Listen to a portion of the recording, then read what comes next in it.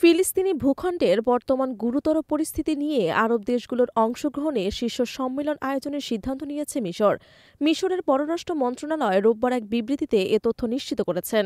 Cairo থেকে AFP জানায়, মিশর মার্কিন প্রেসিডেন্ট ডোনাল্ড ট্রাম্পের বিতর্কিত পরিকল্পনার বিরুদ্ধে আঞ্চলিক সমর্থন জোরদার করতে এই সম্মেলনের আয়োজন করেছেন। ট্রাম্প প্রস্তাব দিয়েছেন, গাজার ফিলিস্তিনিদের মিশর ও জর্দান থেকে সরিয়ে নেওয়া হবে এবং যুক্তরাষ্ট্র উপকূলীয় অঞ্চলটিকে নিয়ন্ত্রণ করবে।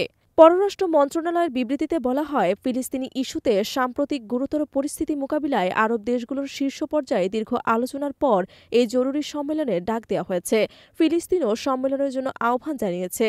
বিবৃতিতে আরও বলা হয়, সম্মেলনের আয়োজন করতে মিশর বর্তমানে আরব লীগের সভাপতি বাহরাইনের সঙ্গে সমন্বয় করেছে।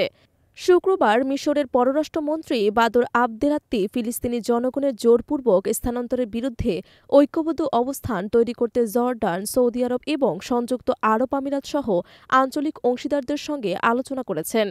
এর আগে ট্রাম্প গাজাকে যুক্তরাষ্ট্রের প্রশাসনিক নিয়ন্ত্রণে রেখে মধ্যপ্রাচ্যের রিভেরা হিসেবে পুনর্গঠনের ধারণা দেন। তবে তার পরিকল্পনায় ফিলিস্তিনিদের মিশর ও জর্ডানে পুনর্বাসনের কথা বলা হয়। এই মন্তব্য বিশ্বজুড়ে ব্যাপক প্রতিক্রিয়া সৃষ্টি করেছে। আরব দেশগুলো একযোগে প্রস্তাব প্রত্যাখ্যান করেছে এবং ফিলিস্তিনের স্বাধীন রাষ্ট্র প্রতিষ্ঠার ভিত্তিতে দ্বিরাষ্ট্রীয় সমাধানের পক্ষে অবস্থান নিয়েছে।